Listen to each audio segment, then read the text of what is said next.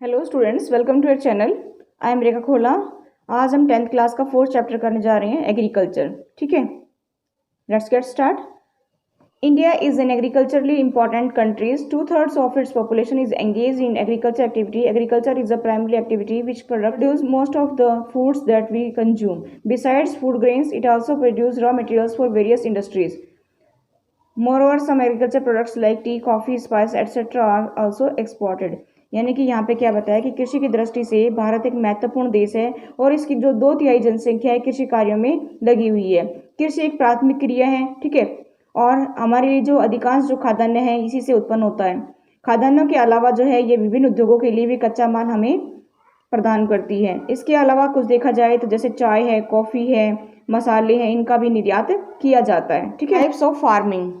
Agriculture is an old-age economic activity in our country. Over these years, cultivation methods have changed significantly depending upon the characteristics of physical environment, technologically know-how, and socio-cultural practice. Farming varies from subsistence to commercial types. At present, in different parts of India, the following farming systems are practiced.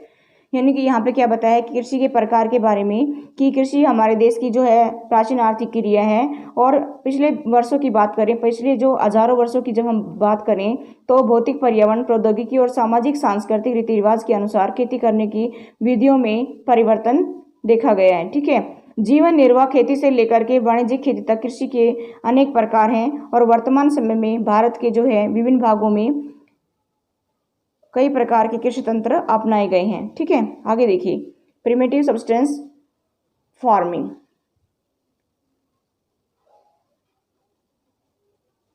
Primitive subsistence farming.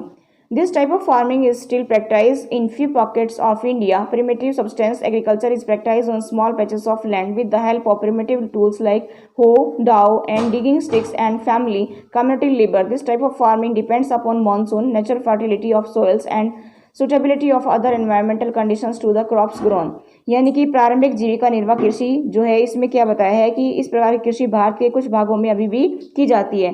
प्रारंभिक जीविका निर्वाह कृषि भूमि के छोटे से टुकड़े पर की जाती है, जैसे लकड़ी के हल से, डाव से और खुदाई करके छड़ी और परिवार और समुदाय की मदद से ये की जाती है। ठीक है। इस प्रकार की कृषि में क्या होता है कि जो मानसून है, मृदा की प्राकृतिक उर्वरता है और जो फसल उगाने के लिए जो अन्य पर्यावरण परिस्थिति हैं उनकी उपयोगिता पर भी ये निर्भर करती है। ठीक है, आगे देखिए इसमें। It is a slash and burn agriculture. Farmers clear a patch of lands and produce cereals and other food crops to sustain their family. When the soil fertility decrease, the farmers shift and clear a fresh patch of lands for cultivation. This type of shifting allow nature to replenish the fertility of soil. Through natural processes, land productivity in this type of agriculture is low as the farmers does not use fertilizers or other modern inputs. It is known by different names in different parts of the country. ये कृत्रिम दहन प्रणाली कृषि है और किसान जमीन के छोटे से टुकड़े को साफ करके उसमें अपने परिवार के भरण पोषण के लिए अनाज उगाता है। ठीक है।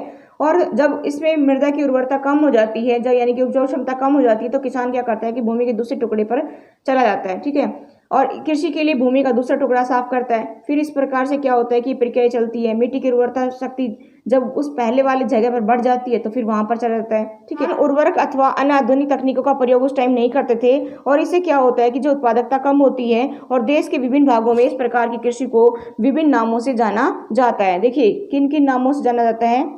It is zooming in northern eastern states like Assam, Meghalaya, Mizoram and Nagaland, Pamlu in Manipur, Dipa in Bastar districts of Chhattisgarh and in Andaman and Nicobar Islands। यानी कि उत्तर पूर्वी राज्यों में असम, मेघालय, मिजोरम और नागालैंड में इसे झूम कहा जाता है। मणिपुर में इसे पामलू और छत्तीसगढ़ के बस्तर जिले और अंडमान निकोबार द्वीप समूह में इसे दीपा कहा जाता है। ठीक है, ये भी बहुत ही इंपॉर्टेंट है, इसको भी ध्यान रखिए, ये भी 1 नंबर के क्वेश्चन में पूछ लिया जाता है। ठीक है, चलिए आगे देखते हैं और इसको भी पढ़ना चाहिए। ठीक है, झूमिंग देखिए ये भी इंपॉर्टेंट है। Jhuming the slash and burn agriculture is known as milpa in Mexico and Central America. ठीक है, तो इसमें क्या बताया है कि कृत्रिम दहन प्रणाली को मैक्सिको और मध्य अमेरिका में मिल्पा, वेनेजुएला में कोनुको, ब्राजील में रोका, मध्य अफ्रीका में मसोले, इंडोनेशिया में लदांग और वियतनाम में रे के नाम से जाना जाता है।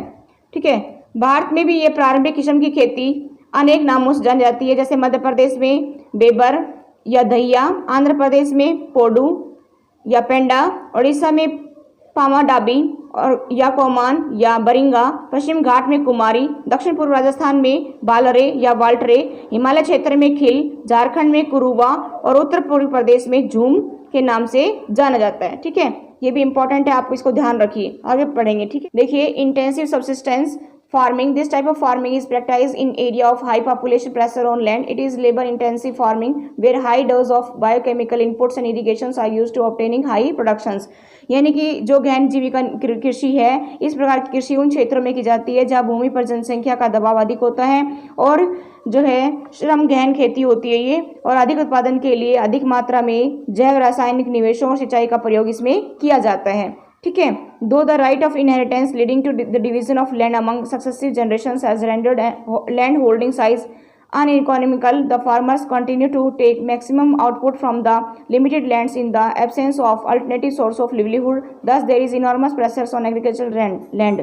देखिए इसमें क्या बताया है कि भूस्वामी में विरासत के अधिकार के कारण जो है पीढ़ी दर पीढ़ी क्या हो गया कि जोतों का आकार छोटा होता चला गया, और जो है किसान रोजगार न होने के कारण क्या करते हैं, सीमित भूमि से अधिकतम पैदावार करने की कोशिश करते हैं और कृषि भूमि पर बहुत अधिक दबाव पड़ा। ठीक है, आगे देखिए इसमें कमर्शियल फार्मिंग यानी कि वाणिज्यिक कृषि। The main characteristics of this type of farming is the use of higher dose of modern inputs, high yielding variety यानी कि HYV seeds, chemical fertilizers, insecticides and pesticides in order to obtain higher productivity. The degree of commercialization of agriculture varies from one region to another. For example rice is a commercial crops in Haryana and Punjab, but in Odisha it is a substance crop.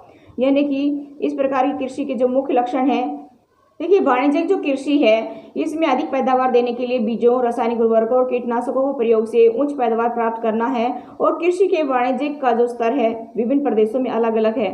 उदाहरण के लिए देखा जाए तो हरियाणा और पंजाब में चावल वाणिज्य की एक फसल है। ठीक है, और परंतु जब देखा जाए उड़ीसा की तो एक ही जीविका फसल है। आगे देखिए plantation is also a type of commercial farming. In this type of farming, a single crop is grown on large area. The plantation has an interface of agriculture and industry. Plantations cover large tract of land using capital intensive input with the help of migrant laborers. All the product is used as raw materials in respective industries. यानी कि इसमें क्या बताया है कि रोपण कृषि, plantation is a type of commercial farming, यानी कि रोपण कृषि भी एक प्रकार की जो है वाणिज्यिक खेती है, और इस प्रकार की खेती में लंबे चौड़े क्षेत्र में एकल फसल उगाई जाती है। ठीक है, और रोपण कृषि उद्योग और कृषि के बीच में एक जो है इंटरफेस है, और रोपण कृषि बड़े व्यापक स्तर पर खेती की जाती है जो अत्यधिक पूंजी और जो श्रमिकों की सहायता से ये पूरी होती है। इससे जो है उत्पादन प्राप्त होता है तो उद्योगों में कच्चे माल के रूप में इसका उपयोग होता है। ठीक है, in India, tea, coffee, rubber, sugarcane, banana, etc. are important plantation crops. Tea in Assam and North Bengal, coffee in Karnataka are some of the important plantations crops grown in these states. Since the production is mainly for market, a well-developed network of transport and communications connecting the plantation area, processing industries and market plays an important role in the development of the plantation. देखिए यहाँ पे क्या बताया है कि जो भारत में चाय, कॉफी, रबड़, गन्ना और जो केला है ये क्या है, रोपण फसलें हैं। असम और उत्तरी बंगाल में चाय, कर्नाटका में कॉफी वहाँ की जो है मुख्य रोपण फसलें हैं। रोपण कृषि में उत्पादन बिक्री के लिए होता है। ठीक है, इसके विकास में परिवहन और संचार साधन से संबंधित उद्योग और बाजार इसमें अपना महत्वपूर्ण योगदान देते हैं। ठीक है, क्रॉपिंग पैटर्न में देखेंगे कि you have studied the physical diversity and plurality of cultures in India. These are also reflected in agriculture practice and crop pattern in the country. Various types of foods and fibres, crops, vegetables and fruits, spices and condiments etc. constitute some of important crops grown in the country. India has 3 cropping seasons, Rabi, Kharif and Jaid. देखिए cropping pattern यानी कि शस्य प्रारूप जो है, देखिए आपने देखा है कि जो भौतिक विविधताओं और संस्कृतियों की बहुतायत में इसका अध्ययन किया है कि ये देश में कृषि पद्धतियों और शस्य प्रारूपों में प्रतिबंधित होती है, और देश में बोई जाने वाली फसलों में अनेक प्रकार के खाद्यान्न और रेशे वाली फसलें जैसे सब्जियां हैं, फल हैं, मसाले हैं, ये सब शामिल हैं। ठीक है, भारत में 3 प्रकार की शस्य ऋतुएं हैं जो रबी, खरीफ और जायद हैं। ठीक है, आगे देखिए Rabi crops are sown in winter from October to December and harvested in summer from April to June. Some of the important Rabi crops are wheat, barley, peas, grams, and mustard. Though these crops are grown in large parts of India, states from the north and northwestern parts such as Punjab, Haryana, Himachal Pradesh, Jammu and Kashmir, Uttarakhand and Uttar Pradesh are important for the productions of wheat and other Rabi crops. Availability of precipitations during winter months due to the western temperate cyclones helps in the success of these crops. However, the success of green revolutions in Punjab, Haryana, Western Uttar Pradesh and parts of Rajasthan has also been an important factors in the growth of above mentioned Rabi crops. देखिए, रबी फसलों को शीत ऋतु में अक्टूबर से दिसंबर के बीच में बोया जाता है और ग्रीष्म ऋतु में अप्रैल से जून के बीच में काटा जाता है। गेहूं, जौ, मटर, चना और सरसों ये रबी फसलें हैं। ये फसलें देश के बड़े भाग में बोई जाती हैं। उत्तर पश्चिम राज्य जैसे पंजाब, हरियाणा, हिमाचल प्रदेश, जम्मू कश्मीर, उत्तराखंड और जो है उत्तर प्रदेश, ठीक है, गेहूं और अन्य रबी फसलों के उत्पादन के लिए जरूरी है। पंजाब, हरियाणा, हिमाचल प्रदेश, जम्मू कश्मीर, उत्तराखंड और उत्तर प्रदेश गेहूं और दूसरी रबी फसलों के उत्पादन के लिए महत्वपूर्ण राज्य हैं। शीत ऋतु में शीतोष्ण पश्चिमी विक्षोभों से होने वाली वर्षा इन फसलों के अधिक उत्पादन में सहायक होती है। पंजाब, हरियाणा, पश्चिम उत्तर प्रदेश और राजस्थान के कुछ भागों में हरित क्रांति की सफलता जो है रबी फसलों की वृद्धि में एक महत्वपूर्ण कारक है। Kharif crops are grown with the onset of monsoon in different parts of the country and these are harvested in September, October.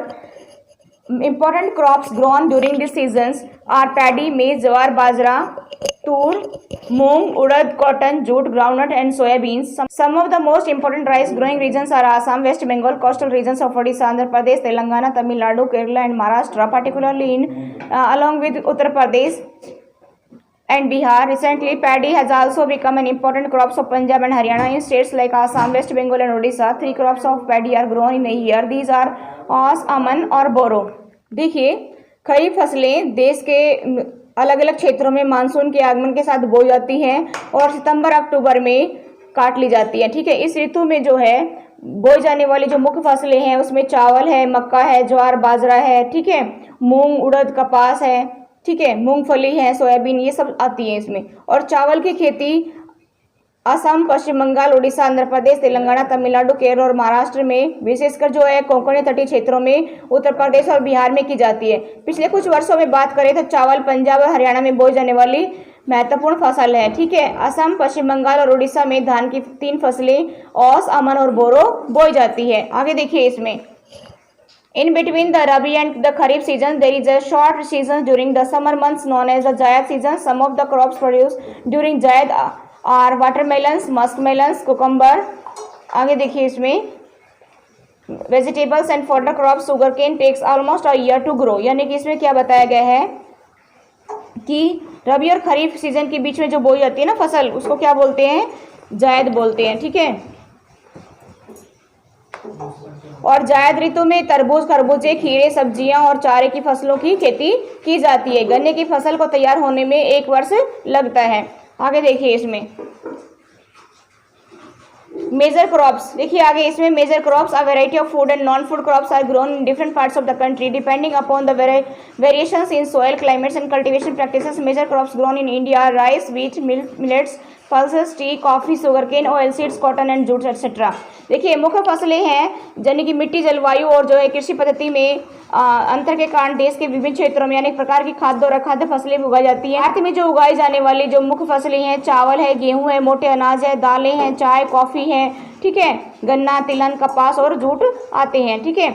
और देखिए आगे, rice, it is the staple food crops of a majority of the peoples in India. Our country is the second largest producers of rice in the world after China. It is a kharif crops which requires high temperature about 25 degrees centigrade and high humidity with annual rainfall about 100 centimeter. In the areas of less rainfall, it grows with the help of irrigation.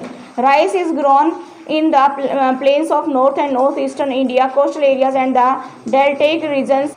देखिए भारत में जो अधिकांश जो है लोगों का जो खाद्यान्न है वो चावल है और हमारे देश में चीन के बाद दूसरा सबसे बड़ा चावल उत्पादक देश है, ठीक है। और यह एक खरीफ की फसल है जिसे उगाने के लिए उच्च तापमान और अधिक आर्द्रता की आवश्यकता होती है, ठीक है। वर्षा वाले क्षेत्रों में इसे सिंचाई करके उगाया जाता है, ठीक है। और चावल जो है उत्तर और उत्तर पूर्वी मैदानों, तटीय क्षेत्रों और डेल्टाई प्रदेशों में उगाया जाता है। Of canal irrigation tube wells have made it possible to grow rice in areas of less rainfall such as Punjab, Haryana, western Uttar Pradesh and part of Rajasthan. यानी कि देखिए चावल उत्तर और उत्तर पूर्वी मैदानों, तटीय क्षेत्रों और डेल्टाई प्रदेशों में उगाया जाता है। नहरों के जाल और नलकूपों की सघनता के कारण पंजाब, हरियाणा, पश्चिम उत्तर प्रदेश और राजस्थान के कुछ वर्षा वाले क्षेत्रों में चावल की फसल उगाना संभव हो पाया है। ठीक है, अब इसमें हम देखिए मैप में देख सकते हैं, ये देखिए मैप, इसमें राइस, ठीक है, राइस के बारे में देखेंगे। मेजर राइस एरियाज कहाँ कहाँ है, देखिए जो ये ग्रीन, डार्क ग्रीन एरिया है, ये जो राइस का क्षेत्र है, देखिए इसमें कुछ उत्तर प्रदेश का हिस्सा है, ये बिहार है, ठीक है, इसमें कुछ मध्य प्रदेश आता है, इसमें छत्तीसगढ़ आता है, इसमें झारखंड का कुछ हिस्सा आता है, इसमें बंगाल का हिस्सा आता है, उड़ीसा का, ठीक है, और जो है ये आंध्र प्रदेश है, तेलंगाना का कुछ हिस्सा है। ठीक है, आगे देखिए इसमें, और देखिए इसमें ये तमिलनाडु है, इधर थोड़ा केरला है, इधर गोवा में है। ठीक है, ये क्या है कि मेजर एरिया है जहाँ पर राइस को की खेती की जाती है। ठीक है, और ये देखिए इधर असम में भी है।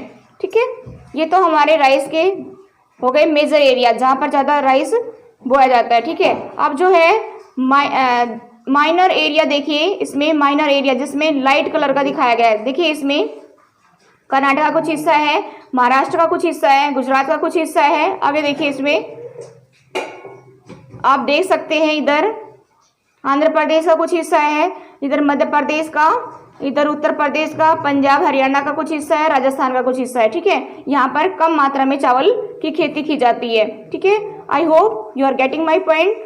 That's all for today, thank you, have a nice day.